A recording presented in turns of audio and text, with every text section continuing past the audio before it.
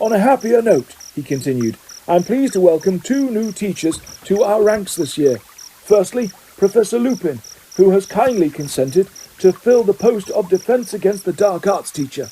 There was some scattered, rather unenthusiastic applause. Only those who had been in the compartment of the train with Professor Lupin clapped hard. Harry among them. Professor Lupin looked particularly shabby next to all the other teachers in their best robes. Look at Snape, Ron hissed in Harry's ear. Professor Snape, the potions master, was staring along the staff table at Professor Lupin. It was common knowledge that Snape wanted the Defence Against the Dark Arts job, but even Harry, who hated Snape, was startled at the expression twisting his thin, sallow face. It was beyond anger. It was loathing. Harry knew that expression only too well. It was the look Snape wore every time he set eyes on Harry. As to our second new appointment, Dumbledore continued, as the lukewarm applause for Professor Lupin died away. Well, I am sorry to tell you that Professor Kettleburn, our Care of Magical Creatures teacher, retired at the end of last year in order to enjoy more time with his remaining limbs. However, I am delighted to say that his place will be filled by none other than Rubeus Hagrid, who has agreed to take on the teaching job in addition to his gamekeeping duties. Harry, Ron and Hermione stared at each other stunned. Then they joined in with the applause, which was tumultuous, at the Gryffindor table in particular. Harry leant forward to see Hagrid, who was ruby-red in the face and staring down at his enormous hands, his wide grin hidden in the tangle of his black beard. We should have known, Ron roared, pounding the table. Who else would have set us a biting book? Harry, Ron and Hermione were the last to stop clapping, and as Professor Dumbledore started speaking again, they saw that Hagrid was wiping his eyes on the tablecloth. Well, I think that's everything of importance, said Dumbledore. Let the feast begin! The golden plates and goblets before them filled suddenly with food and drink. Harry, suddenly ravenous, helped himself to everything he could reach and began to eat. It was a delicious feast. The hall echoed with talk, laughter, and the clatter of knives and forks. Harry, Ron and Hermione, however, were eager for it to finish so that they could talk to Hagrid. They knew how much being a teacher would mean to him.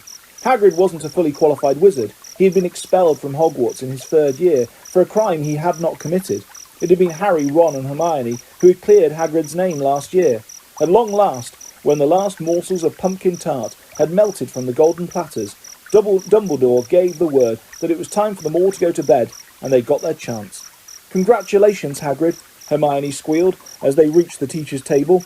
All down to you three, said Hagrid, wiping his shining face on his napkin as he looked up at them. Can't believe a great man Dumbledore came straight down to me, but after Professor Kettleburn said he'd had enough, it's what I always wanted. Overcome with emotion, he buried his face in his napkin, and Professor McGonagall shooed them away.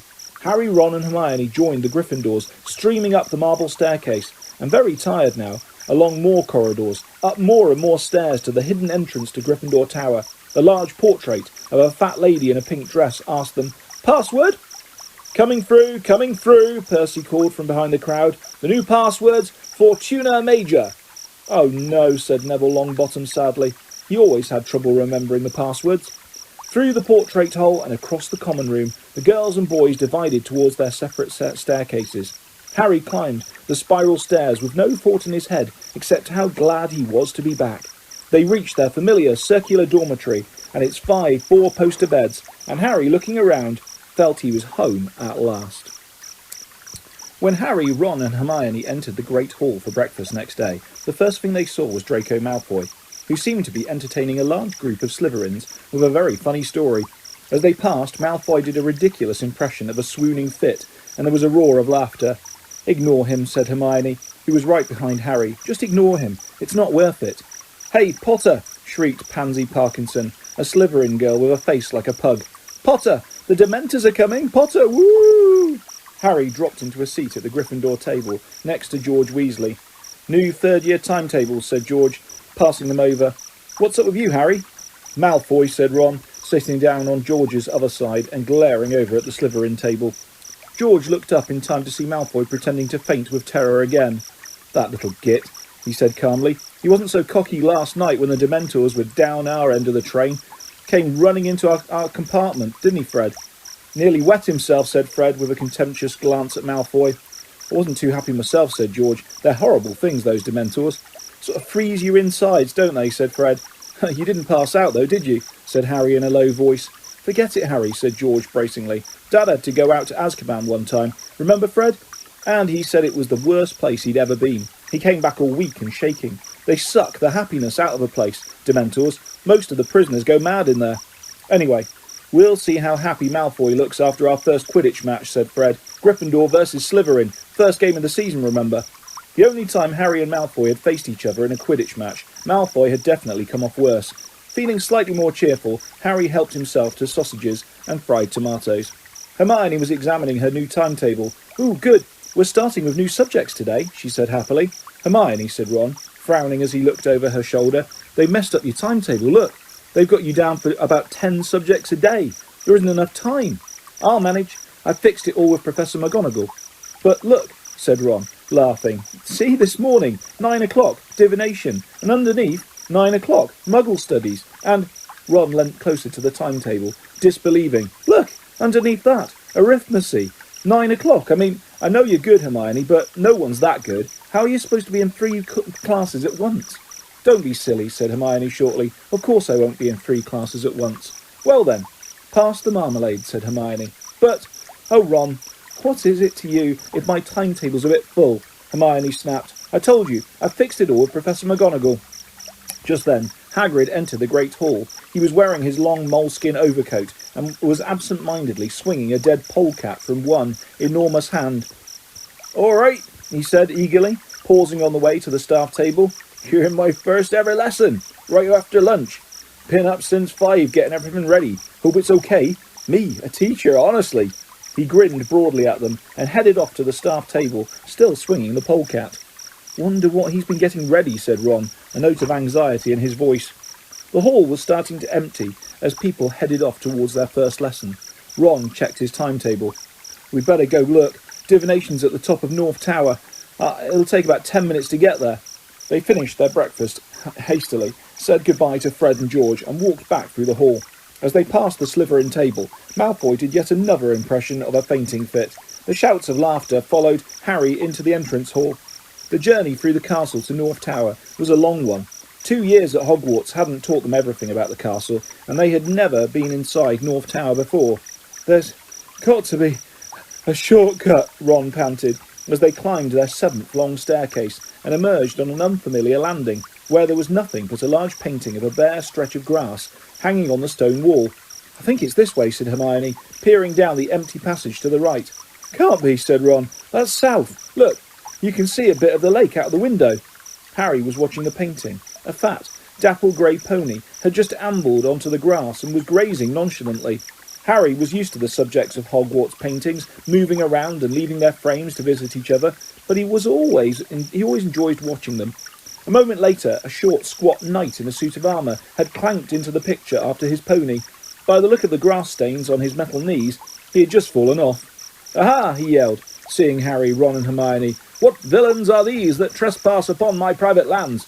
Come to scorn at my fall, perchance? Draw your knaves, you dogs! They watched in astonishment as the little knight tugged his sword out of its scabbard and began brandishing it violently, hopping up and down in rage. But the sword was too long for him. A particularly wild swing made him overbalance, and he landed face down in the grass.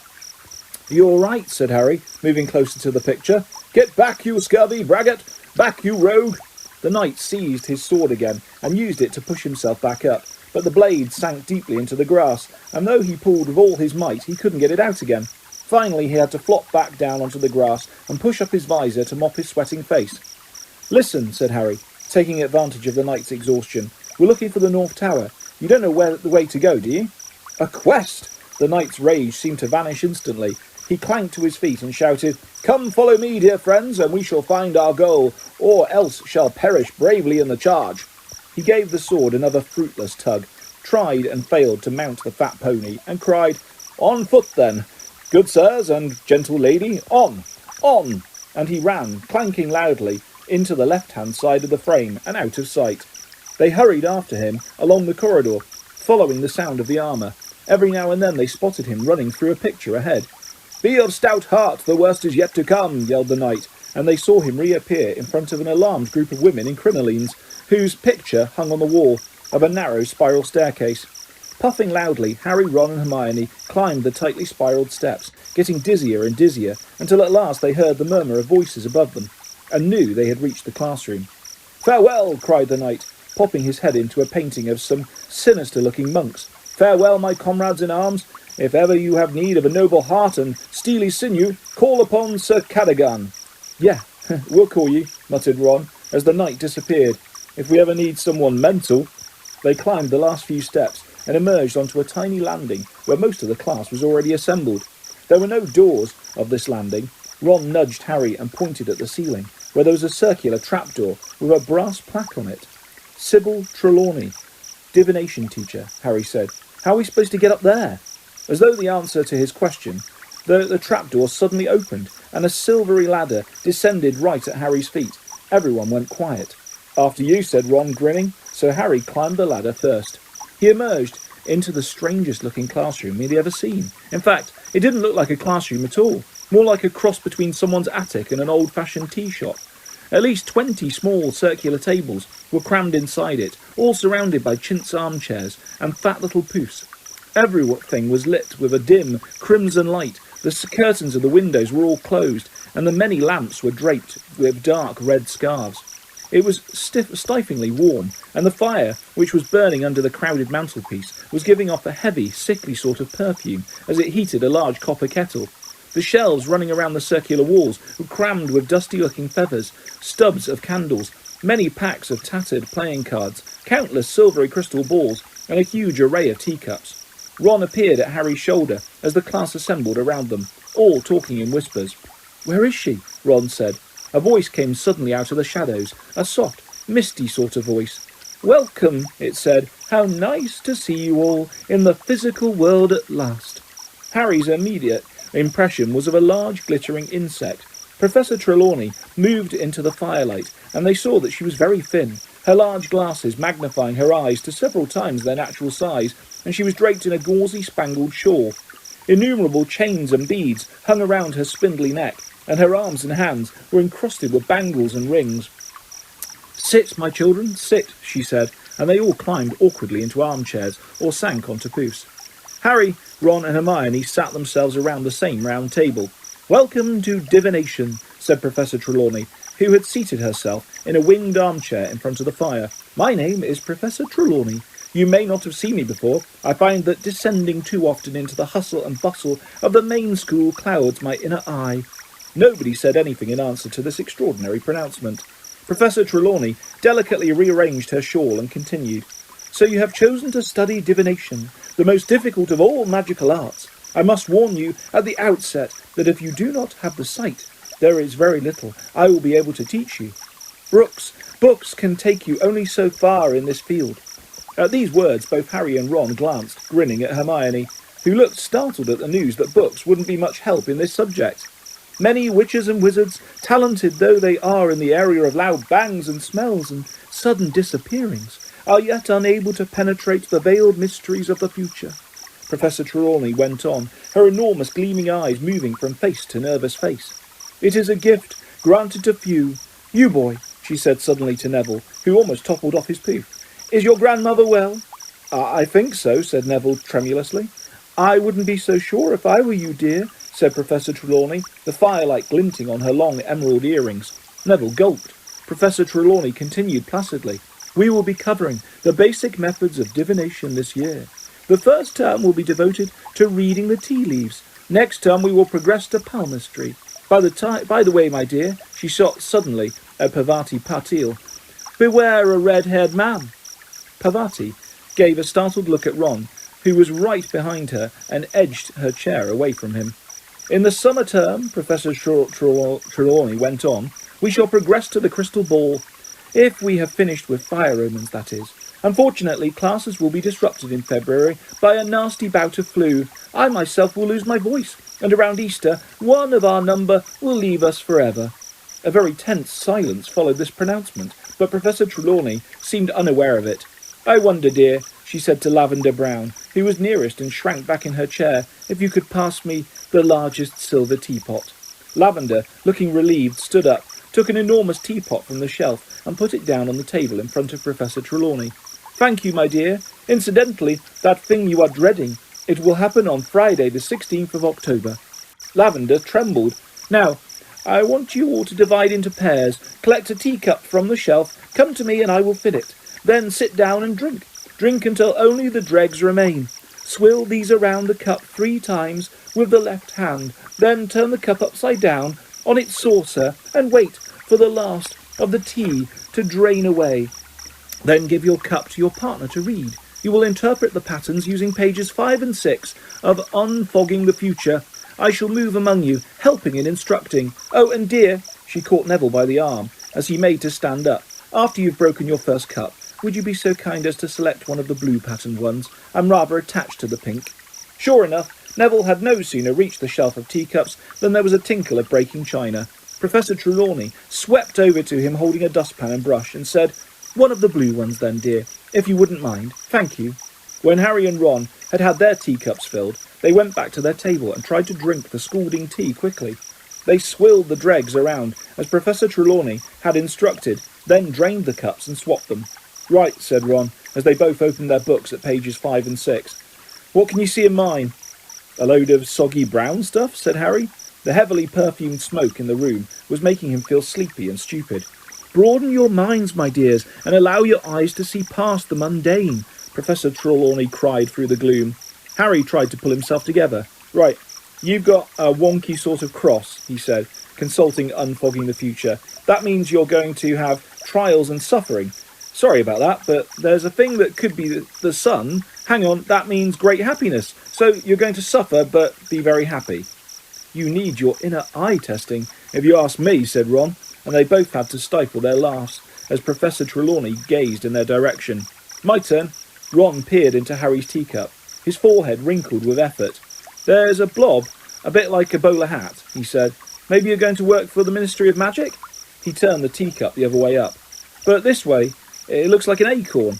What's that?" He scanned the copy of Unfogging the Future. "A windfall. Unexpected gold. Excellent, you can lend me some. And there's a thing here." He turned the cup again. "Looks like an animal. Yeah, if that was its head. It looks like a hippo. No, a sheep." Professor Trelawney whirled around as Harry let out a sort of laughter. "Let me see that, my dear," she said reprovingly to Ron, sweeping over and snatching Harry's cup from him. Everyone went quiet to watch. Professor Trelawney was staring into the teacup, rotating it anti-clockwise. "The falcon, my dear. You have a deadly enemy." "But everyone knows that," said Hermione in a loud whisper. Professor Trelawney stared at her. "Well, they do," said Hermione. "Everybody knows about Harry and you-know-who." Harry and Ron stared at her with a mixture of amazement and admiration. They had never heard Hermione speak to a teacher like that before. Professor Trelawney chose not to reply. She lowered her huge eyes to Harry's cup again and continued to turn it. "The club. An attack. Dear, this is not a happy cup." "I thought that was a bowler hat," said Ron sheepishly. "The skull. Danger in your path, my dear." Everyone was staring, transfixed at Professor Trelawney, who gave the cup a final turn, gasped and then screamed. There was another tinkle of breaking china. Neville had smashed his second cup. Professor Trelawney sank into a vacant armchair, her glittering hand at her heart and her eyes closed. "My dear boy, my dear boy, no. It is kinder not to say. No, don't ask me." "What is it, Professor?" said Dean Thomas at once. Everyone had got to their feet, and slowly they crowded around Harry and Ron's table, pressing close to Professor Trelawney's chair to get a good look at Harry's cup. "My dear," Professor Trelawney's huge eyes opened dramatically. "You have the grim." "The what?" said Harry. He could tell that he wasn't the only one who didn't understand. Dean Thomas shrugged at him and Lavender Brown looked puzzled, but nearly everybody else clapped their hands to their mouths in horror. "The grim, my dear, the grim," cried Professor Trelawney, who looked shocked that Harry hadn't understood. The giant spectral dog that haunts churchyards, my dear boy. It is an omen, the worst omen, of death." Harry's stomach lurched. That dog on the cover of Death Omen, in Flourish and Blots. The dog in the shadows of Magnolia Crescent. Lavender Brown clapped her hands to her mouth too. Everyone was looking at Harry. Everyone except Hermione, who had got up and moved around to the back of Professor Trelawney's chair. I don't think it looks like a grim," she said flatly. Professor Trelawney surveyed Hermione with mounting dislike. You'll forgive me for saying so, my dear, but I perceive very little aura around you, very little receptivity to the resonances of the future. Seamus Finnegan was tilting his head from side to side. It looks like a grim if you do this, he said, with his eyes almost shut, but it looks more like a donkey from here, he said, leaning to the left. When you've all finished deciding whether I'm going to die or not, said Harry, taking even himself by surprise. Now nobody seemed to want to look at him. I think we will have the lesson here for today. We'll leave it here for today, said Professor Trelawney, in her mistiest voice. Yes, please pack away your things. Silently, the class took their teacups back to Professor Trelawney, packed away their books and closed their bags. Even Ron was avoiding Harry's eyes. Until we meet again, said Professor Trelawney faintly. Fair fortunes by yours. Oh, and dear, she pointed at Neville, you'll be late next time, so mind your work extra hard to catch up. Harry, Ron and Hermione descended Professor Trelawney's ladder and the winding staircase in silence, then set off for Professor McGonagall's transfiguration lesson. It took them so long to find her classroom that early as they had left divination, they were only just in time. Harry chose a seat right at the back of the room, feeling as though he was sitting in a very bright spotlight. The rest of the class kept shooting furtive glances at him, as though he was about to drop dead at any moment. He hardly heard what Professor McGonagall was telling them about animagi wizards, who could transform at will into animals, and wasn't even watching when she transformed herself in front of their eyes into a tabby cat, and with spectacle markings around her eyes. Really, what has got into you all today, said Professor McGonagall, turning back into herself with a faint pop and staring around at them all. Not that it matters, but that's the first time any transformation's not got applause from a class. Everybody's heads turned towards Harry again, but nobody spoke. Then Hermione raised her hand. Please, Professor, we've just had our first divination class, and we were reading the tea leaves and... Ah, of course, said Professor McGonagall, suddenly frowning. There is no need to say any more, Miss Granger. Tell me, which of you will be dying this year? Everyone stared at her. Me, said Harry finally. I see, said Professor McGonagall, fixing Harry with her beady eyes. Then you should know, Potter, that Sybil Trelawney has predicted the death of one student a year since she arrived at this school. None of them has died yet. Seeing death omens is her favourite way of greeting a new class. If it were not for the fact that I never speak ill of my colleagues... Professor McGonagall broke off, and they saw that her nostrils had gone white. She went on more calmly. Divination is one of the most imprecise branches of magic. I shall not conceal from you that I have very little patience with it. True seers are very rare, and Professor Trelawney... She stopped again, and then said in a very matter-of-fact tone, You look in excellent health to me, Potter, so you will excuse me if I don't let you off homework today. I assure you that if you die, you need not hand it in. Hermione laughed. Harry felt a bit better. It was harder to feel scared of a lump of tea leaves away from the dim red light and befuddling perfume of Professor Trelawney's classroom. Not everyone was convinced, however. Ron still looked worried, and Lavender whispered, But what about Neville's cup? When the Transfiguration class had finished, they joined the crowd thundering towards the Great Hall for lunch. Ron, cheer up, said Hermione, pushing a dish of stew towards him. You heard what Professor McGonagall said. Ron spooned stew onto his plate and picked up his fork, but didn't start. Harry, he said, in a low, serious voice, you haven't seen a great black dog anywhere, have you? Yeah, I have, said Harry. I saw one the night I left the Dursleys. Ron let his fork fall with a clatter. Probably a stray, said Hermione calmly.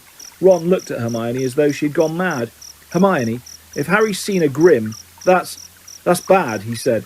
My uncle Bilius saw one and he died 24 hours later. Coincidence, said Hermione airily, pouring herself some pumpkin juice. You don't know what you're talking about, said Ron, starting to get angry. Grims scare the living daylights out of most wizards. There you are then, said Hermione in a superior tone. They see the grim and die of fright. The grim's not an omen, it's the cause of death. And Harry's still with us because he's not stupid enough to see one and think, right, well, I'd better pop my clogs then. Ron mouthed wordlessly at Hermione, who opened her bag, took out her new arithmancy book, and propped it up against the juice jug. I think divination seems very woolly, she said, searching to her page. A lot of guesswork, if you ask me. There was nothing really woolly about the grim in that cup, said Ron hotly. You didn't seem quite so confident when you were calling it a sheep, said Hermione coolly. Professor Trelawney said you didn't have the right aura You just don't like being rubbish at something for a change." He had touched a nerve. Hermione slammed her arithmancy book down on the table so hard that bits of meat and carrot flew everywhere. "If being good at divination means I have to pretend to see death omens in a lump of tea leaves, I'm not sure I'll be studying it much longer. That lesson was absolutely rubbish compared to my arithmancy class." She snatched up her bag and stalked away. Ron frowned after her. "What's she talking about?" he said to Harry. "She hasn't been to an arithmancy class yet." Harry was pleased to get out of the castle after lunch. Yesterday's rain had cleared, the sky was a clear pale grey, and the grass was springy and damp underfoot as they set off for their first ever Care of Magical Creatures class. Ron and Hermione weren't speaking to each other. Harry walked beside them in silence as they went down the sloping lawns to Hagrid's hut on the edge of the Forbidden Forest. It was only when he spotted only two familiar backs ahead of them that he realised that must be having those lessons were with the Slytherins. Malfoy was talking animatedly to Crabbe and Goyle, who were chortling. Harry was quite sure he knew what they were talking about. Hagrid was waiting for his class at the door at his hut. He stood in his moleskin overcoat, with Fang, the boarhound, at his heels, looking impatient to start. "Come on now, get a move on," he called, as the class approached. "Got a real treat for you today. Great lesson coming up. Everyone here? Right, follow me." For one nasty moment, Harry thought that Hagrid was going to lead them into the forest. Harry had had enough unpleasant experiences there to last him a lifetime. However, Hagrid strolled off around the edge of the trees, and 5 minutes later they found themselves outside a kind of paddock. There was nothing in there. "Everyone gather round the fence here," he yelled. "That's it, make sure you can see. Now, first thing you'll want to do is open your books." "How?" said the cold, drooling sound of Draco Malfoy. "Eh?" said Hagrid. "How do we open our books?" Malfoy repeated. He took out his copy of the Monster Book of Monsters, which had been bound shut with a length of rope. Other people took theirs out too. Some, like Harry, had belted their books shut. Others had crammed them inside tight bags or clamped them together with bull clips. Hasn't anyone been able to open their books?" said Hagrid, looking crestfallen. The class all shook their heads. "You gotta stroke 'em," said Hagrid, as though this was the most obvious thing in the world. "Look!" He took Hermione's copy and ripped off the speller tape that bound it. The book tried to bite, but Hagrid ran a giant forefinger down its spine, and the book shivered, and then fell open, and lay quiet on his hand. "Oh, how silly we've all been," Malfoy sneered. "We should have stroked them. Why didn't we guess?" I thought they were funny," Hagrid said uncertainly to Hermione. "Oh, tremendously funny," said Malfoy. "Really witty, giving us books that try and rip your hands off." "Shut up, Malfoy," said Harry quietly. Hagrid was looking downcast, and Harry wanted Hagrid's first lesson to be a success. "Right then," said Hagrid, who seemed to have lost his thread. So you've got your books, and now, you need the magical creatures, yeah. So, I'll go and get them. Hang on." He strode away from them into the forest and out of sight.